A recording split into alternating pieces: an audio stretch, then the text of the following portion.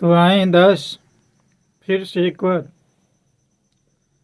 प्रभु श्री राम के चरणों में श्री रामचरित्र मानस को अपने मानस पटल पर उतारने की कोशिश करता है। प्रेम से बोले जय श्री राम। श्री गोस्वामी तुलसीदास जी महाराज ने सबको वंदना करने के बाद दशा के दास पिछले वीडियो में ये बताया था कि उन्होंने दुष्टों को ही वंदना किया है, इसलिए कि कहने का किसी को मौका न मिले कि हमें छोड़ दिया गया, क्योंकि ईश्वर के चरणों में सबको जब एक समान माना गया है, जैसा कि स्वामी जी इशारा किए हैं, सिए राम में सब जग जानी, करऊं प्रणाम जोरी जुग पानी, आकर 4,84,000 जाति जीव जल थल नभवासी। स्वामी जी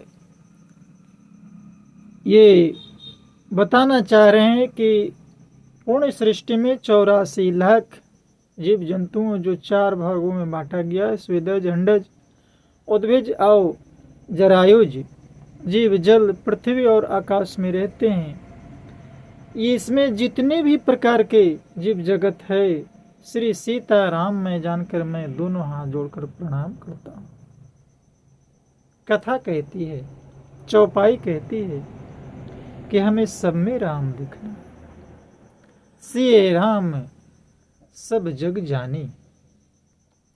तो आए स्वामी जी दुष्टों को भी वंदना करने के बाद जब हम आगे देखते हैं तो स्वामी जी ये बताना चाह रहे हैं कि माया ब्रह्म जीव जगदीसा, लक्ष्य अलक्ष्य रंग के अवनीसा, काशी मग सुर सरे क्रम नासा, मरु मारव महिदेव गवासा, सरग नरक अनुराग विरागा, निगमागम गुण दोष विभागा,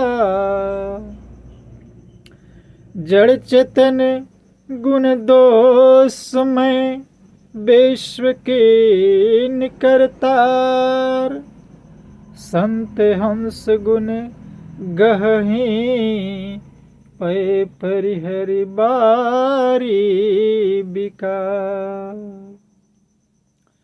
अस विवेक जब देई विधाता, तब तज दोष गुण नहीं मनुराता,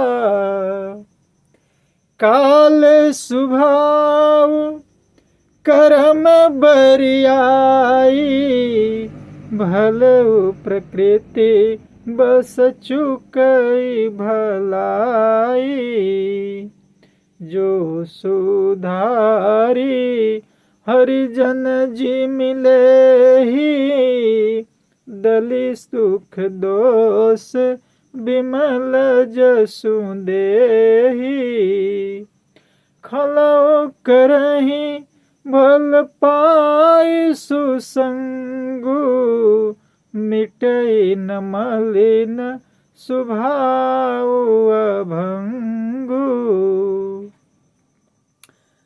लखी सुबेश जग बंचक जेऊ, बेस प्रताप पूजियहि तेऊ, उधर ही अंत न होई निबाहु कालन में जीव्यावन राहु। कथा कहती है स्वामी जी इशारा कर रहे हैं कि दुख शोक पाप पुण्य दिन रात साधु असाधु सुजाति कुजाति दानव देवता ऊंच नीच अमृत विष सुजीवन सुंदर जीवन मृत्यु माया ब्रह्म है। माया ब्रह्म जीव जगदीशा जीव ईश्वर संपत्ति दृढ़ता रंग के राजा काशी मगधे गंगा क्रमनाशा मारवाड़ मालवा ब्राह्मण कसाई स्वर्ग नरक अनुराग वैराग्य ये सभी पदार्थ ब्रह्मा की सृष्टि में है। वेद शास्त्र ने उनके गुण दोषों का विभाग कर दिया है।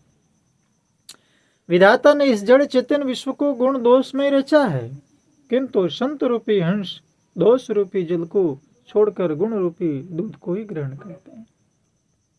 कथा कहती है स्वामी जी की इशारा इस ओर है कि देखिए हमारे अंदर इन्होंने प्रेम और करुणा भी भरा है, तो कठोरता और ईर्ष्या द्वेष भी भरा है। जिस प्रकार जैसे एक बार श्री लक्ष्मी महारानी ने भगवान विष्णु से पूछा कि प्रभु आपने जब फूल बनाया है तो कांटा क्यों बना दिया। भगवान बड़ा सुंदर जवाब देते हैं कि हे लक्ष्मी, आप क्या चाहती थी कि मैं सिर्फ दीन बनाता, केवल सुख बनाता।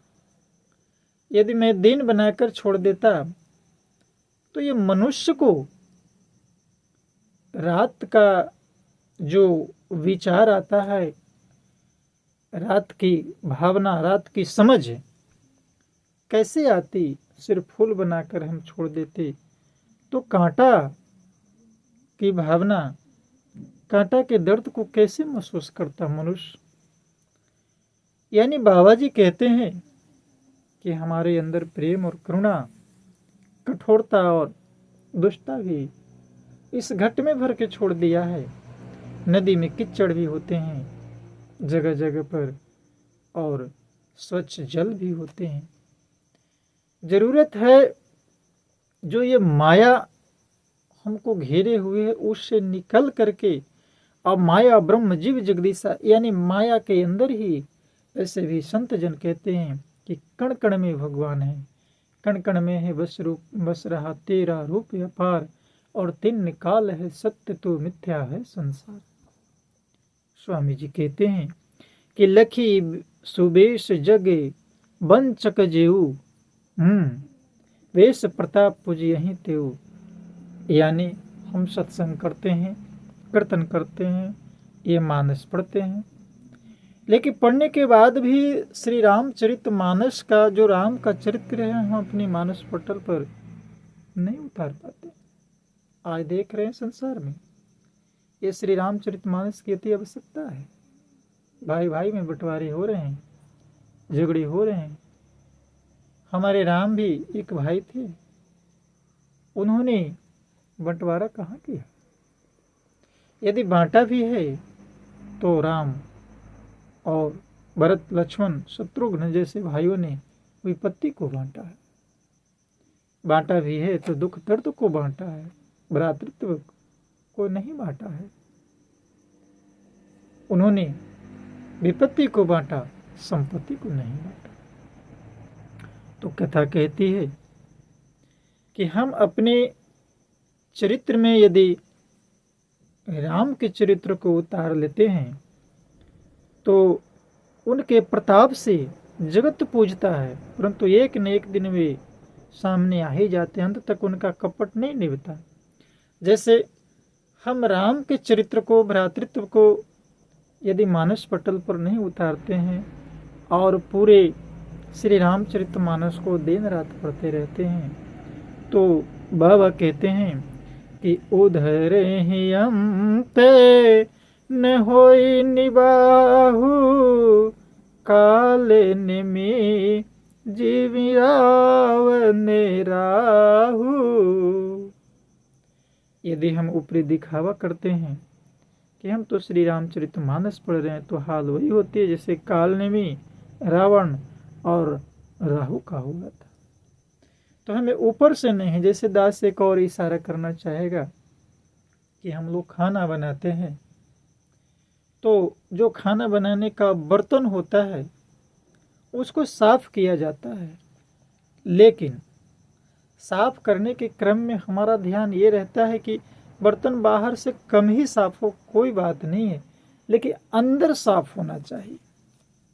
ये अंदर की बात करते हैं, क्योंकि इसीलिए इनको अंतर्यामी कहा गया है। हमारे हृदय में, हमारे हृदय के अंदर की बात को ये जानते हैं, और सफाई वहाँ होना चाहिए।